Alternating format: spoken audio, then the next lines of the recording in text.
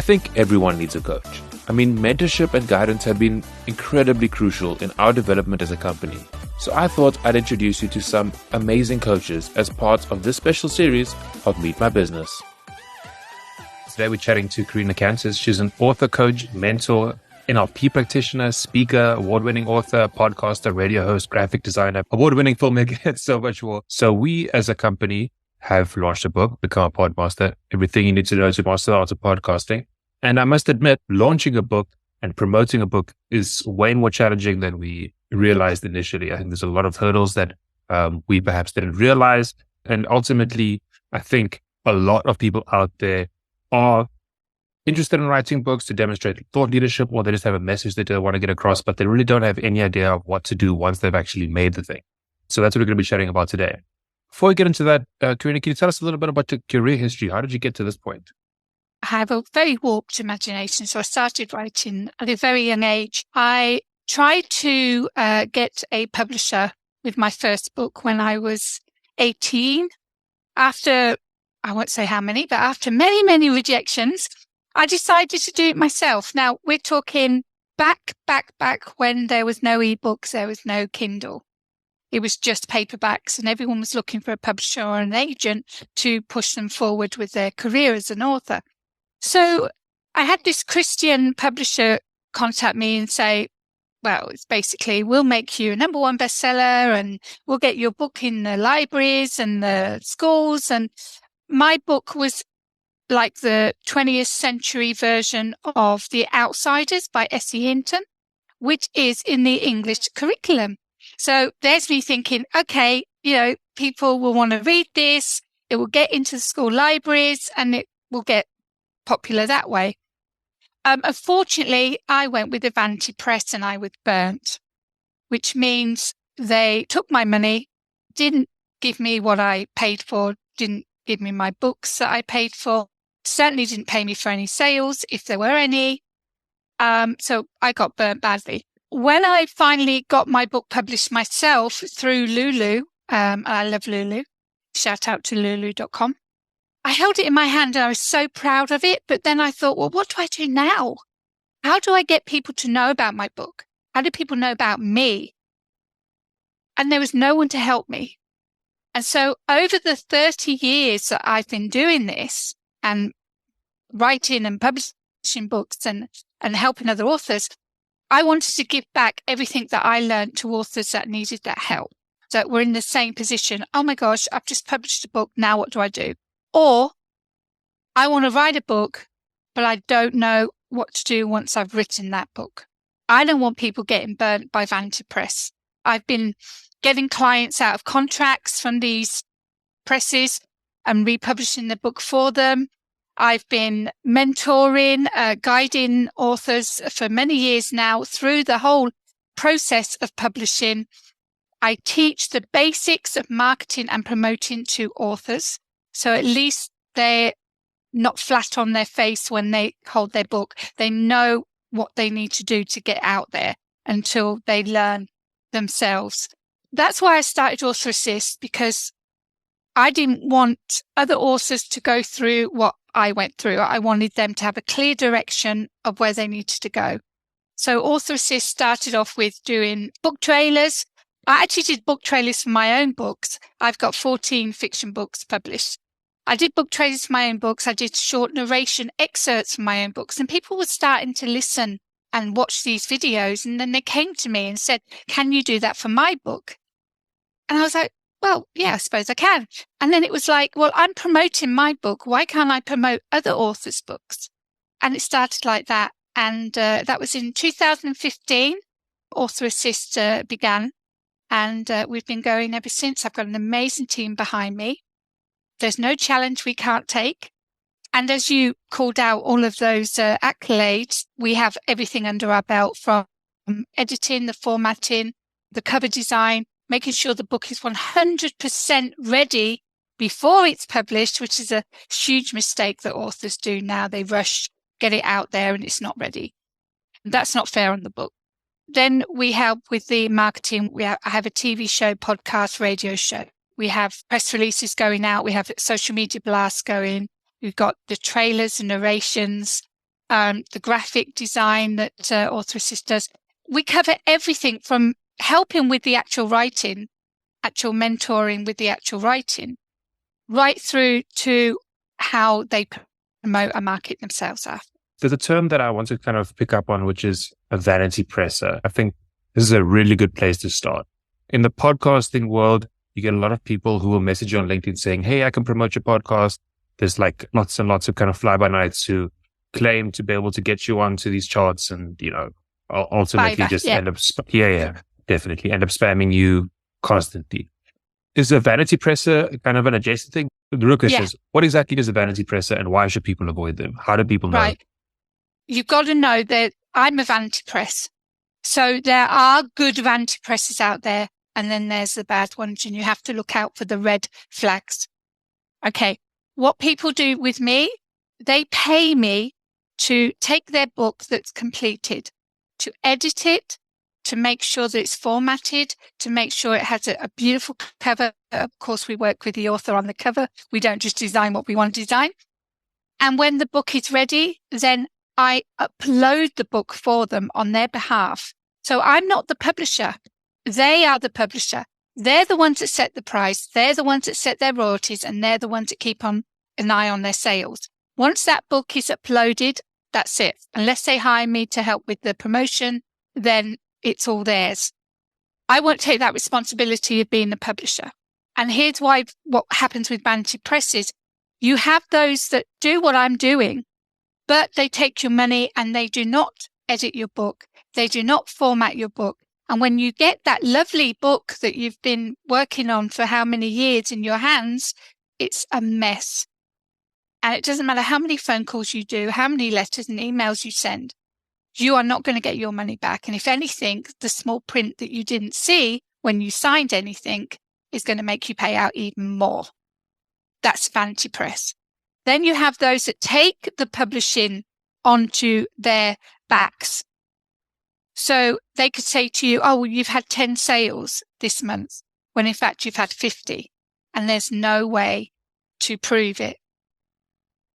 Now, not all vanity presses are like that. Like I said, you've got to look out for the red flags. And my advice to anyone who gets a unsolicited phone call, because they do it by phone now, or email from someone claiming to be able to publish your book, look at that name, go onto Google that name, Yahoo that name, and don't go to the first 4 pages. If there's nothing, don't give up. Keep going, because if there's any negative word about this company, it will be on there. And that's where you find out that it's a scam. So now we're going to get into how to actually launch a book successfully. Ultimately, I think the author's nightmare is they write this book, they get a whole bunch of copies printed, and then a year later, they're sitting with boxes and boxes of books in their garage and no idea what to do with them. I think the dream is that people actually get their book to the correct audiences, realize the vision of their book and actually succeed on this massive undertaking that they've done. But as you mentioned earlier, before even doing any of that, a lot of people aren't even making sure their book is ready for publishing. They might not even be at the stage yet that they think they are. How does someone know whether or not their book is ready, and what are the steps that they should be taking to make sure that this is the right time to launch? Okay, well, way before you even start writing your book is when you start getting things together for when your book is going to be published and launched. You need to start work on sorting out a social media presence. And that takes time, so that needs to start immediately. You need to start designing or creating your own website, even just a cheap one with an easy template, just so you've got somewhere to take traffic to, and all your book details is going to be on that website. You can get them for free. WordPress, amazing. So you've got to sort out your social media, you've got to sort out your website, and you've got to start a mailing list. And all of this happens before you pick up that pen. That's how much in advance you have to think about the business side of being an author. It's not about writing a book and then trying to find a marketplace for it. It is a business. And with any business or any company you start, you have to have a plan. And that's what people don't realize. So get all that in order first and then start writing. And with the writing, write when you're ready to write. Don't force yourself to write, because when you're in the zone, when you're in the mindset to write, whether it's fiction or non-fiction, you're in a bubble and nothing can penetrate that bubble, and your fingers fly over the keyboard and what you write is pure gold. Now, when you force yourself to write, I'm going to do 2,000 words every day. I really don't want to write today. And tap on the keyboard. The next day when you look at it, you can't use it because it's not come from inside. It's not come from your emotion, from your heart. It's come because you've forced yourself to write it. Now, when you think you've finished your book, that's what we call the first draft. It's not finished. That's when it then goes to an editor, and the editor looks at it the first time. We'll make suggestions, changes. They'll take it back to you. You'll look at it. You can agree or disagree. You make the changes. That's the second draft, but it's not finished. It then goes back to the editor. The editor then does what we call a line edit, which is like a proofreading edit. Once that's done, it then goes back again to the author and they say, yes, I'm happy with it. Let's do this. That then goes to the formatter, who puts in all the links, puts in the front matter, puts in the back matter. So your bios, your chapters, all of that. And a beautiful style, of course, is then put in by the formatter. And it's really important that that's done. Then you've got the cover design. And of course, everyone, no matter what they say, everyone judges the book by its cover. So that cover has to stand out. It has to go with the genre or with the topic that is on Amazon now as a bestseller. So before you even think about a cover design, go onto Amazon, type in the genre you write in, type in the topic that you're writing about, look at what is selling in the top 10 of Amazon bestseller. Look at those covers, because that is what's attracting that reader. Your reader wants that cover.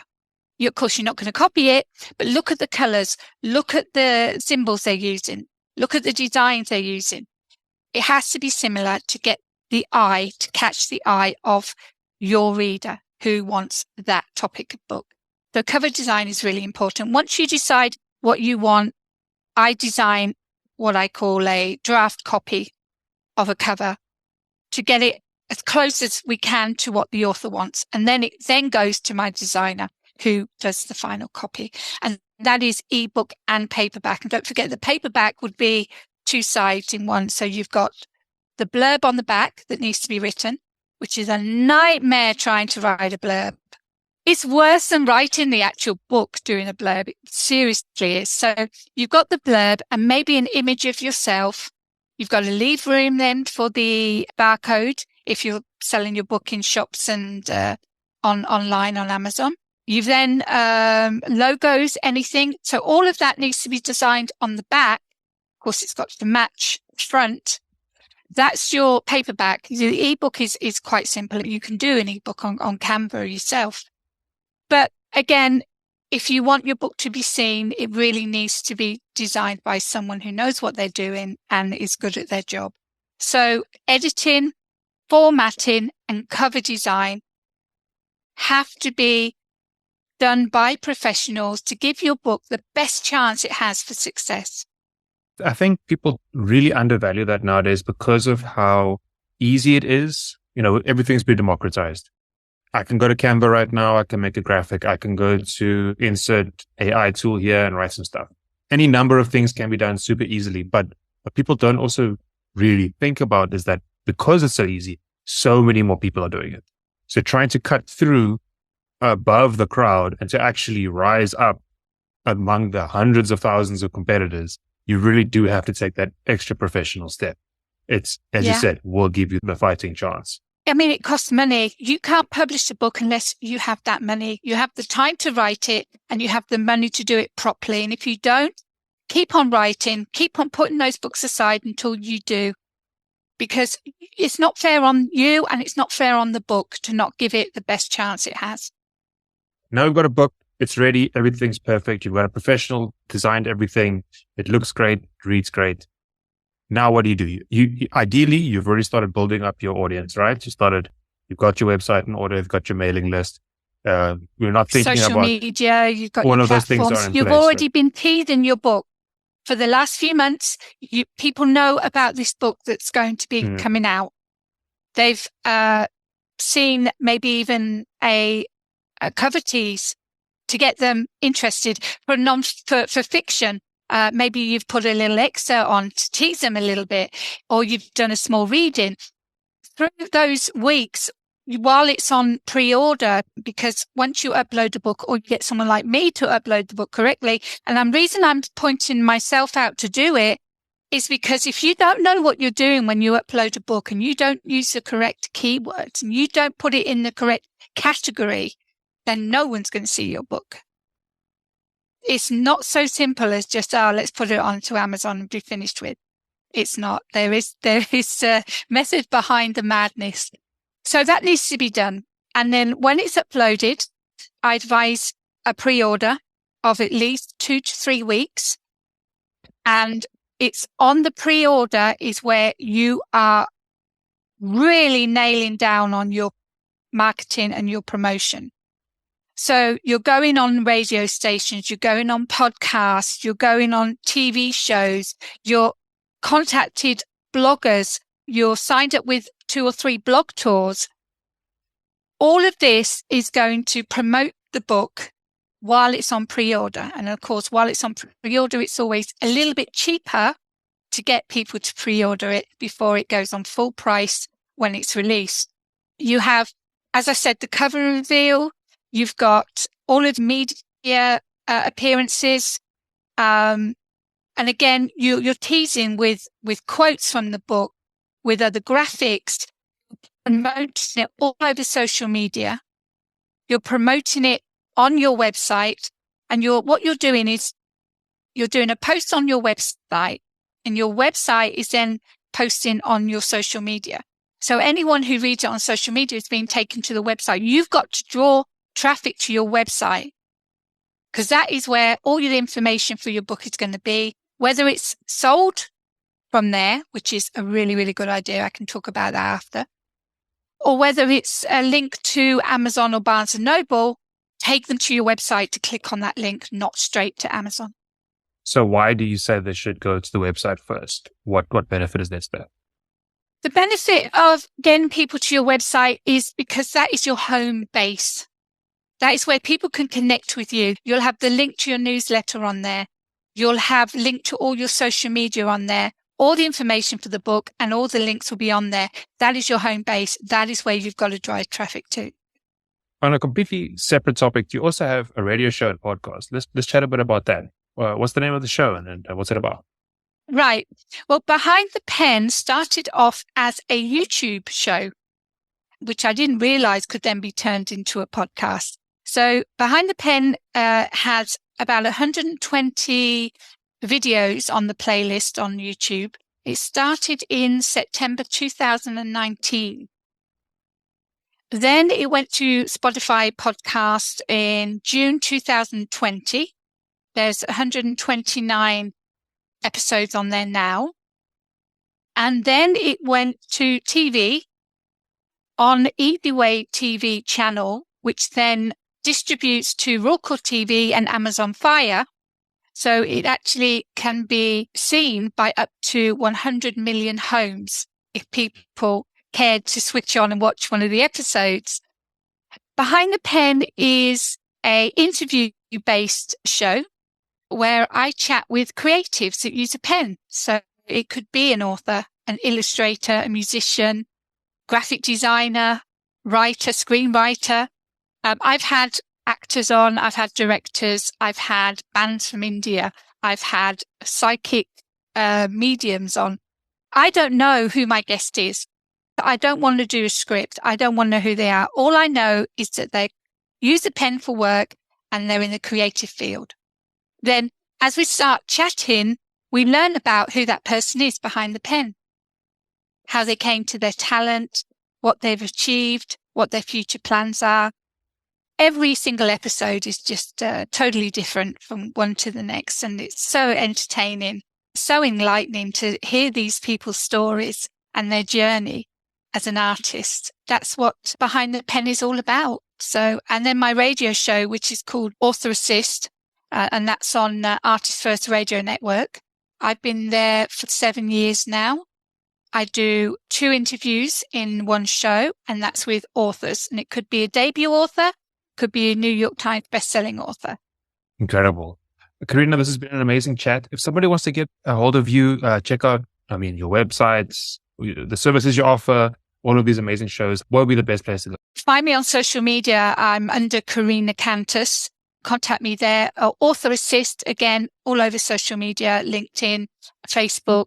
My website, which is authораssistbykk.com. Fortunately, someone pinched my actual name, so I couldn't have my website.